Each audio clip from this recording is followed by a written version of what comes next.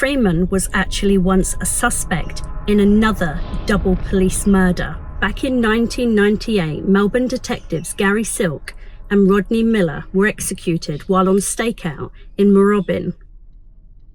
Dezi Freeman is still on the run, and it looks like he's outsmarted the police as they've scaled back the massive manhunt that's cost millions of dollars. But today I've got bombshell news. Freeman was actually once a suspect in another double police murder. Back in 1998, Melbourne detectives Gary Silk and Rodney Miller were executed while on stakeout in Moorabbin. The night before, they'd been led on a high-speed chase by a suspicious dark blue Honda Civic.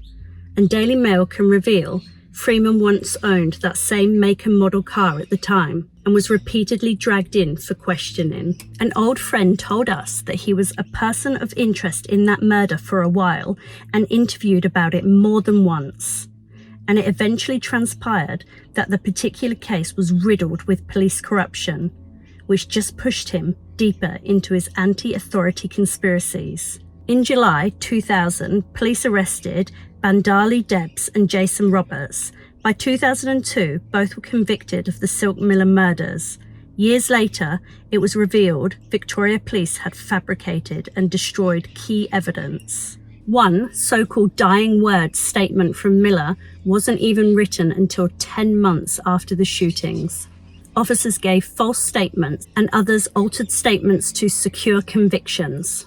After serving 20 years behind bars, Jason Roberts was finally acquitted in 2022, proving he'd been wrongly jailed because of police misconduct. Bandali Debs, however, remains in prison and is still considered guilty of the killings. Fast forward to August this year, when 10 police officers surrounded the converted bus that Dezi Freeman lived in with his wife and children. They'd arrived at his Purpunka property to serve a warrant for historic child sexual abuse charges. But when officers forced entry, Freeman opened fire. Detective Senior Constable Neil Thompson and Senior Constable Vadim Dewart-Hotat were shot dead at close range. Freeman snatched their guns and vanished into the Victorian rugged alpine bushland. Police believe he is still likely in the immediate area as they continue their massive land and air search. His own family believe he is too, with his own son admitting he's likely to be acting out his Hollywood fantasy, living like Rambo in the bush. Koa Freeman revealed that his father easily has the bush skills to survive in the wild despite the harsh weather and the treacherous rough conditions. Freeman had previously posted a video of himself kayaking down the nearby Buckland River, which runs through the property where the shooting took place. Some believe he may have made a beeline for his kayak as soon as the shootings took place, fled down the river, never to be seen again. When Daily Mail revealed videos taken by Dezi Freeman on the same river, the police changed their search, immediately switching to the same area, but again without success. The wildest theory is that he somehow managed to make it out of the area in the confusion and chaos after the deadly ambush. Other conspiracy theorists believe he could easily have been smuggled out of the current search zone, either immediately or even days later. Despite hundreds of cops being rushed into the area in the wake of the shooting, traffic was driving in and out, unchecked by police roadblocks. A sympathetic local could easily have hidden him in their boot or even their backseat and driven out of town to the coast. Several sovereign citizens in Australia have access to yachts and other seacraft. Freeman could now be living amongst tribespeople in Papua New Guinea. Another theory is he managed to flee cross-country on a dirt bike through the bush, like Steve McQueen in the World War II movie The Great Escape.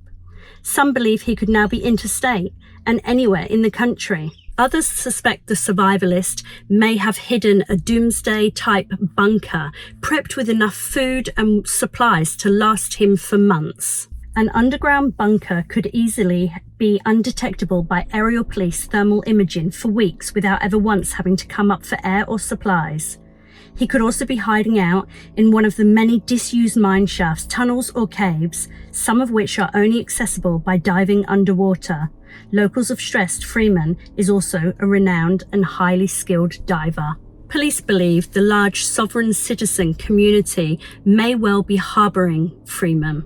which is why they offered a $1 million reward for his safe capture. They have made several raids on high-profile figures. However, no trace of Freeman has been found. Some, including his wife and son, believe he may have already ended his life, too cowardly to face the consequences of a life behind bars, which is inevitable. One thing is certain, as the search for Australia's most wanted man continues, so too will the wild conspiracy theories.